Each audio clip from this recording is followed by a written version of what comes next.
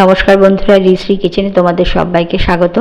আজকে আমি একটা বড়া বানাবো। বাইরে প্রচণ্ড বৃষ্টি হচ্ছে আর ডালের সঙ্গে ইচ্ছে করলো যে একটা বড়া বানিয়ে সেটা দিয়ে ডাল আর গন্ধরাজ লেবু দিয়ে আজকে ভাতটা খাবো। তো আমি একটা বড়া বানাবো। দেখো এটা কতটা ক্রাঞ্চি, আওয়াজে বুঝতে পারছো। এটা কিন্তু খেতে খুব ভালো হয় আর বাড়িতে অনেকেরই এই গাছটা থাকে। আমি যেটা দিয়ে আজকে বড়াটা বানাবো। তো দেখো এখানে আমি পুঁই পাতা নিয়ে নিয়েছি, বেশ কিছু ভালো করে ধুয়ে নিয়েছি। আমি বিভিন্ন ধরনের সাইজের নিয়েছি, ছোট বড় যেমনই থাকবে সেরকমই নিতে পারো, কোনো অসুবিধা নেই। আমি বেশ কিছু পুঁই পাতা কিন্তু ধুয়ে এখানে পরিষ্কার করে নিয়ে নিয়েছি। এবার চলো তাহলে বড়াটা বানাই। বড়াটা বানানোর জন্য প্রথমে আমি নিয়ে নেবো হচ্ছে বেসন। এখানে আমি 1 কাপ বেসন নিয়েছি, এটা দিয়ে কিন্তু বড়াটা বানাবো। এবার এর মধ্যে আমি দিয়ে দিচ্ছি 1 চামচ সুজি।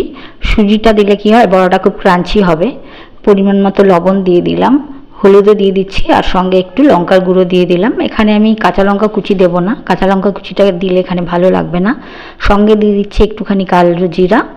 এটাকে খুব ভালো করে মিশিয়ে এর মধ্যে আরও কয়েকটা জিনিস আমি মিশিয়ে দেবো। দেখো একটুখানি হিং দিয়ে দিলাম, হিংটা দিলে গন্ধটাও কিন্তু খুব ভালো হয়। সঙ্গে 1 চামচ সর্ষের তেল দিয়ে দিলাম।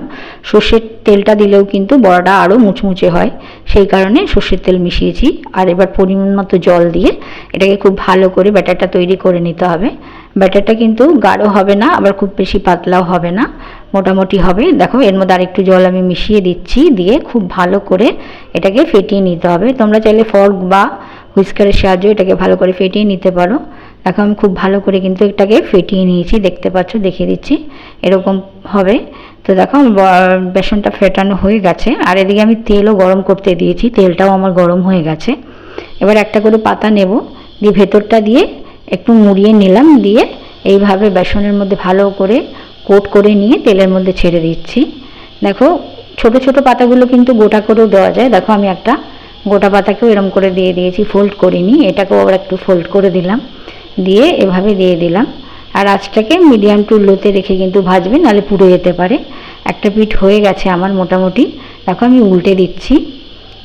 এটা কিন্তু খুব ভালো লাগে বন্ধুরা খেতে, অবশ্যই বাড়িতে একবার ট্রাই করে দেখতে পারো।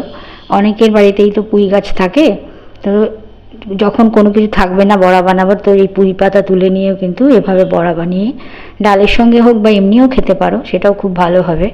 দেখো আমার কিন্তু বড়াগুলো এগুলো হয়ে গেছে, আমি একটা একটা করে তুলে নিচ্ছি।